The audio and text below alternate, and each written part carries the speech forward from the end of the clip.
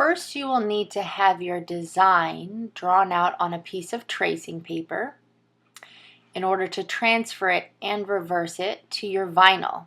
Because the vinyl is curly, you'll see that I'm taping it down to the table so that it won't roll up on me. And then you can also tape your tracing paper in place so that it won't move around as you're tracing things and copying things. Obviously, with tracing paper, you need to go over the back of your design with moderate pressure so that it will transfer the lead from the bottom of the tracing paper onto the vinyl underneath. Now I need to start cutting the vinyl. So of course I need a cutting mat to go underneath, even though my blade should never go through the white paper backing on the yellow vinyl. You also need your X-Acto knife, which of course you should know how to use carefully and not cut towards yourself. You want to slowly and carefully trace each of your lines in order to remove any of the pieces that you want to be left open in your screen. You should not press hard enough that you cut through the paper backing, only enough to cut the yellow vinyl, which doesn't take very much pressure. As you get each piece, remove them and set them to the side. Now I need to be able to transfer my stencil without any of the little pieces getting out of place. So you have a piece of clear contact paper. Peel back part of the paper backing on the contact paper. Carefully line it up with the vinyl and slowly and smoothly adhere it to the front yellow side of your vinyl. Smooth it down to get rid of air bubbles. You will be able to use this contact paper to keep everything together when you peel off the paper backing.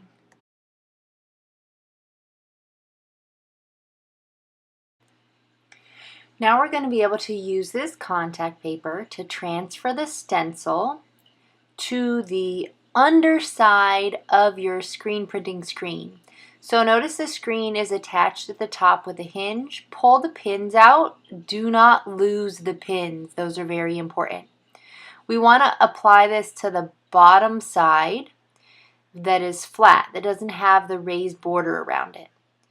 You need to carefully remove the paper backing off of the yellow vinyl, keeping the vinyl attached to the contact paper.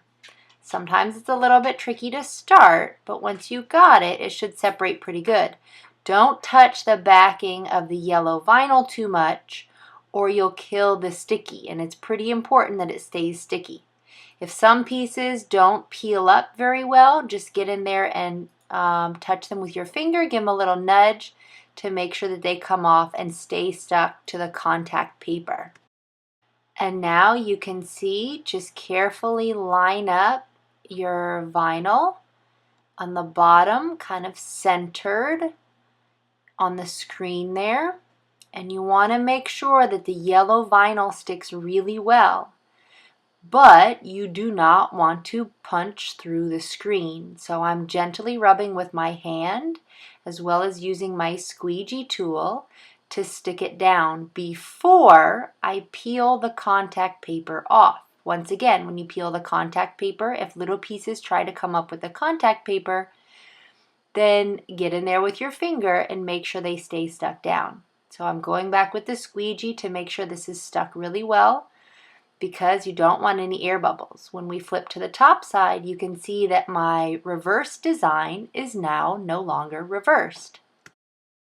Now we're going to use our contact paper to sort of make a staging area for the ink. So I'm going to make sure it overlaps my yellow stencil, but I'm going to stick it to the indented side of the screen, the top side of the screen, just above where my vinyl is. And I'm going to use masking tape to close off the rest of the screen around my stencil, but not all the way to the top. So I don't need that much margin for error.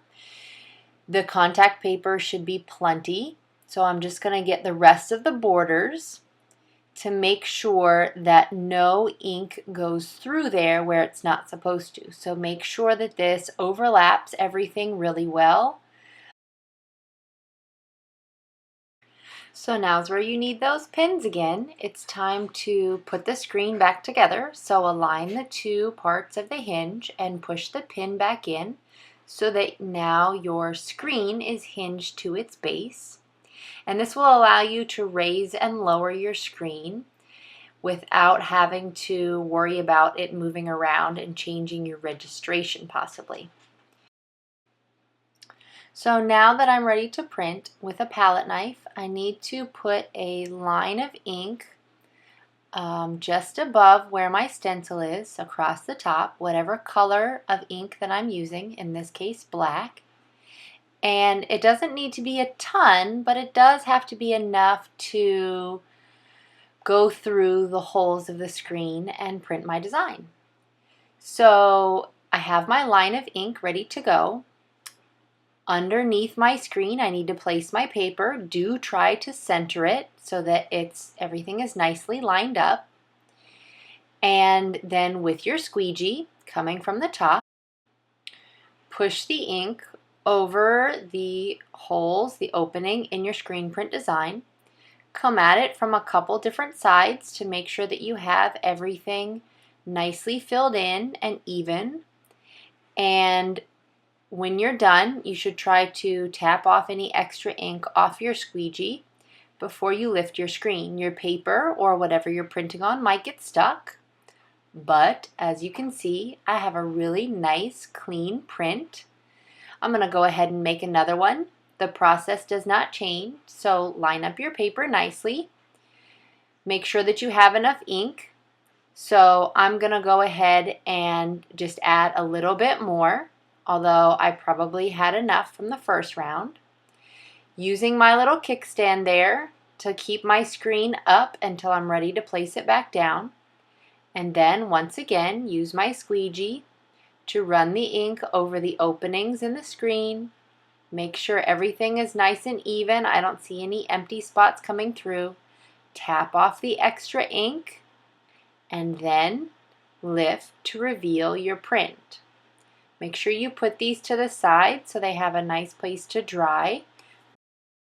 So for the third and final time, I'm going to show you how to print on fabric. Although it's exactly the same as printing on paper, your only major consideration is where your actual print falls on the shirt or the bag or whatever it happens to be you're printing on. So really take your time to line things up nicely before you lower the screen down, but then it remains the same. Use your squeegee to run ink over the openings in the stencil. Do press pretty hard to help force the ink through the opening in the stencil, but also to sort of corral that ink into a few main locations. You do not want to just smear it everywhere. You want to have one line of ink that you're running across the stencil. Then, as you can see, when I pull it out, it looks fantastic, clean, sharp. You obviously want to leave that to dry really well as you're now cleaning up all of this stuff. To make cleanup easier and to save ink, make sure you've squeegeed off as much ink as possible and then use your palette knife to scoop the ink off the squeegee and put it back in the jar. So the more ink you can actually put back in the jar, the less ink you have to try to wash up in the sink. So get everything off that you possibly can, put it back in the jar to save for later. Then you need to pull the pins to take this screen to the sink and wash it really well. Cold water is best so you don't melt the adhesive, especially if you want to reuse your stencil with a different color. Dry it really well before you try to make another print with it, but you can reuse this a few times before things start to fall apart.